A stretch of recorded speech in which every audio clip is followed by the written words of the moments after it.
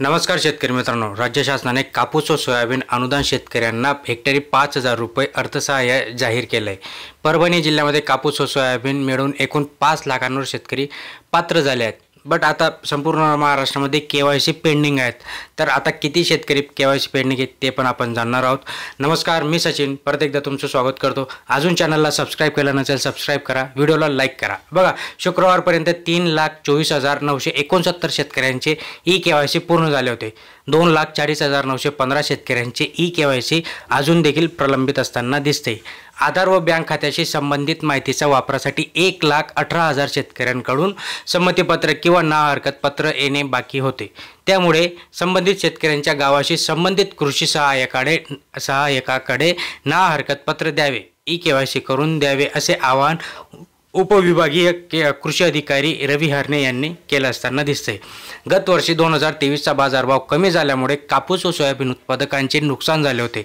त्याबद्दल राज्य शासनाकडून खरीपातील ई-पाहणीवरील पोर्टलवर नोंदणी असलेल्या कपाशी व सोयाबीनच्या क्षेत्रानुसार परिगणना करून अर्थसहाय्य देण्यात येणार आहे। 20 गुंठेपेक्षा कमी क्षेत्रासाठी सरसकट 1,000 रुपये तर 20 गुंठेपेक्षा अधिक क्षेत्रासाठी प्रति हेक्टरी 5,000 रुपये अर्थसहाय्य 2 हेक्टरच्या मर्यादेत देण्यात येणार असल्याचं आपल्याला सगळ्यांनाच माहिती आहे। त्यामुळे अर्थसहाय्याची रक्कम थेट लाभार्थ्याच्या बँक खात्यामध्ये जमा केली जाणार आहे।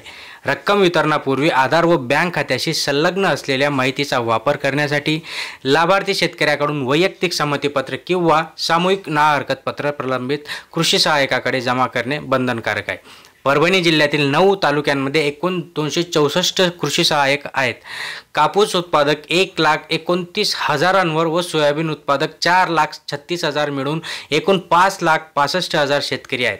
कपाशीच्या 98,309 व सोयाबीनच्या 3,49,324 मिळून 345 शेतकऱ्यांना ना हरकत पत्र दिले आहेत। ना हरकत प्रमाणपत्राबाबत देऊनही ई-केवायसी करून घेण्याचे आवाहन कृषी विभागाकडून या शेतकऱ्यांना देण्यात आले। आता परभणी जिल्ह्यामध्ये जर विचार केला तर कापूस सोयाबीन अर्थसहाय्य किती असणार आहे? तालुकानिहाय यांची ई-केवायसी प्रलंबित असताना दिसते। आता याच्यामध्ये जे काही प्रलंबित तालुके जसं की आपल्याला माहितीच आहे की परभणी झाला, जिंतूर झाला, सेलू झाला, मानवत झाला। त्याच्यानंतर जर अजून विचार करायला गेलं की ज्या शेतकऱ्यांचे याच्यामध्ये ई-केवायसी पेंडिंग आहे असे शेतकरी याच्यामध्ये पाथरी आहे, सोनपेठ आहे, गंगाखेड, पालम आहे, पूर्णा तालुका आहे। याच्यामधील जे काही शेतकरी यांचं ई-केवायसी पेंडिंग आहे आणि म्हणूनच शासनाकडून वारंवार हे निर्देश देण्यात येत आहेत। आता फक्त हा परभणीचा विषय झाला का? नाही, तर संपूर्ण महाराष्ट्रामध्ये जे काही 8 जिल्हे त्याच्यासाठी पात्र ठरलेत याच्यासाठी यांना नक्कीच या गोष्टी करून घ्याव्या लागणार आहेत। मित्रांनो, अशाच महत्त्वपूर्ण माहितीसाठी चॅनलवर नवीन असाल, अजून सबस्क्राईब केलं नसेल सबस्क्राईब करा, व्हिडिओला अजून लाईक केलं नसेल लाईक करा, जास्तीत जास्त शेअर करा। धन्यवाद।